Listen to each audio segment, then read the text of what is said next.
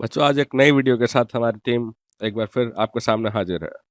बच्चों आज हम लोग करने जा रहे हैं क्लास 7 का इंग्लिश यूनिट 3B।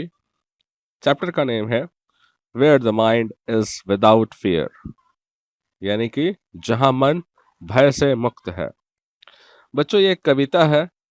इसके कवि जो है बहुत फेमस है, रविंद्रनाथ टैगोर। आपने उनका नाम सुना होगा। बच्चों रविंद्रनाथ टैगोर के विषय में आइए हम लोग कुछ जान लेते हैं। बच्चों रविंद्रनाथ टैगोर मई 7 1861 अगस्त 7 1941। रविंद्रनाथ टैगोर का जन्म 7 मई सन 1861 में हुआ और उनकी मृत्यु 7 अगस्त सन 1941 ईस्वी में हुई। फाउंडेड शांति निकेतन इन बोलपुर, वेस्ट बंगाल। बच्चों इन्होंने पश्चिम बंगाल के बोलपुर जिले में शांति निकेतन की स्थापना की थी। आपको पता है शांति निकेतन क्या है? ये एक स्कूल है बच्चों। ये शांति निकेतन आप सुने होंगे, बहुत ब्रांचेस है इसके। which promoted, देखिए आगे लिखा है which promoted ancient methods of teaching।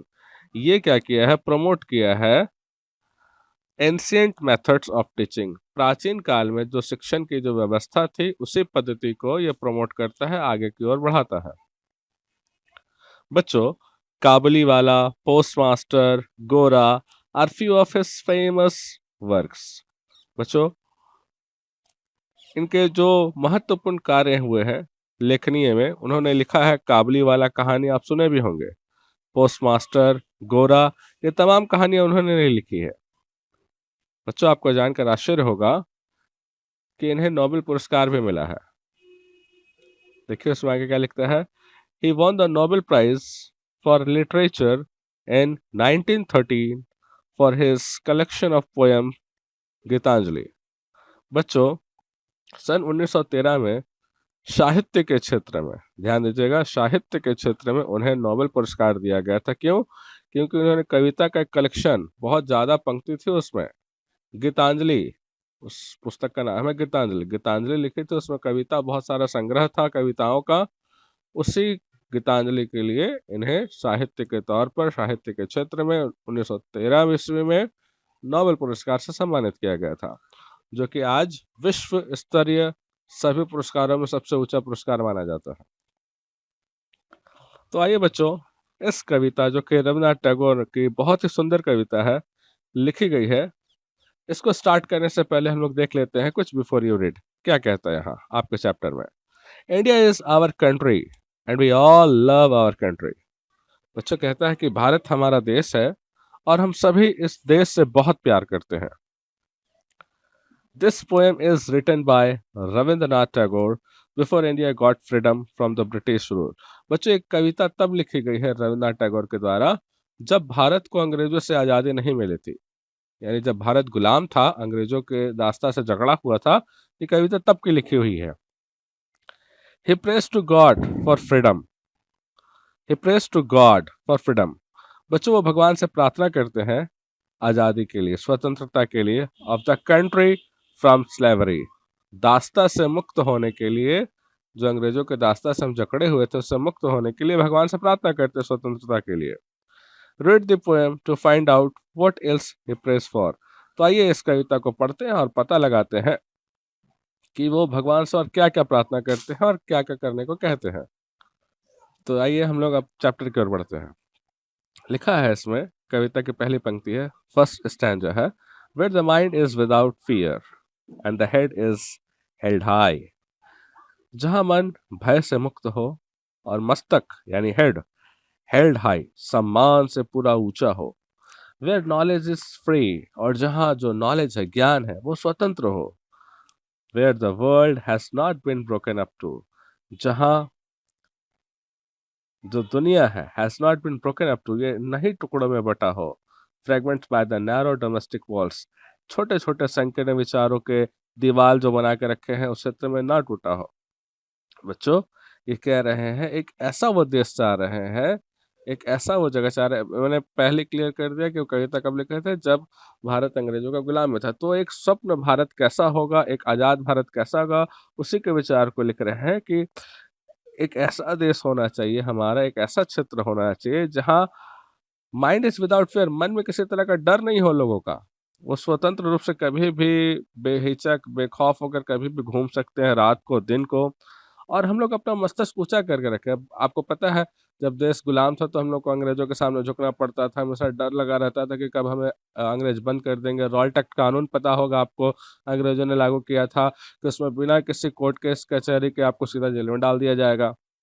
तो यही कह रहे हैं कि जहाँ ज्ञान पूरा मुक्त हो, स्वतंत्र हो, where the world has not been broken up to, जहाँ संसार, ये देश टुकड़ों में ना बटा, हम लोग टुकड़ों में सब बटे हुए थे, और जहाँ फ्रेगमेंट्स बाय नैरो, नैरो मतलब संकीर्ण, डोमेस्टिक वॉल, एक घरेलू दीवार हम लोग खड़ा कर लिए थे आपस में। आगे लिखते हैं, where words come out from the depth of throat, एक ऐसा क्षेत्र की वो कल्पना करते हैं जहां शब्द आए, कहां से आए, डेप्थ ऑफ थ्रोट, सच्चाई की गहराई से, सच्चाई की गहराई से शब्द आए, यानी जो भी शब्द आए वो सदैव सत्य आए।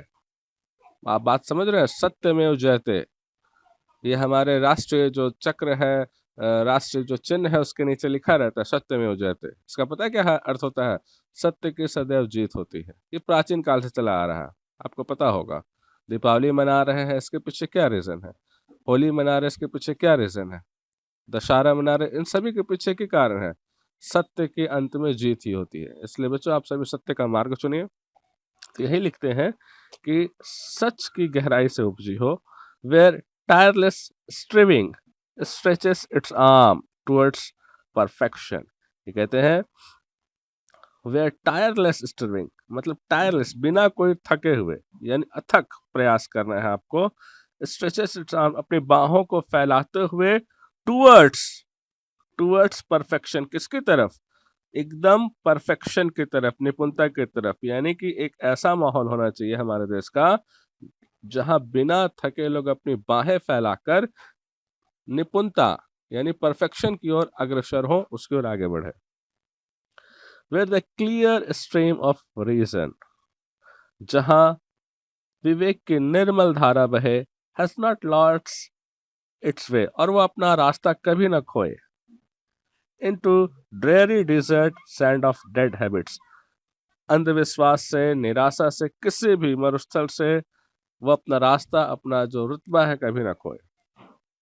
Where the mind is led forward by the tree, जहां मस्तिष्क is led forward by the tree, थी मतलब आप, भगवान, ईश्वर, हे ईश्वर, जहां हमारा मस्तिष्क फॉरवर्ड हो, आगे की ओर बढ़े, प्रेरित हो आपकी तरफ, into ever widening thought and action।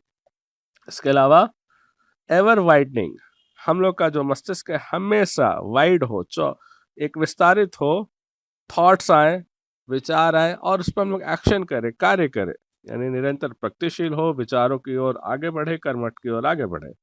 Into that heaven of freedom my father let my country awake, वो कहते हैं into the heaven of freedom, हे भगवान, हे ईश्वर, स्वतंत्रता के स्वर्ग में, हेवन मतलब स्वर्ग और फ्रीडम मतलब स्वतंत्रता, स्वतंत्रता के स्वर्ग में, माय फादर, ए मेरे परमपिता, हे मेरे ईश्वर, लेट माय कंट्री अवेक, मेरे देशवासियों को, मेरे देश को अवेक करो, जागृत करो, कि वो अपने देश के लिए, आजादी के लिए कुछ कर गुजरे।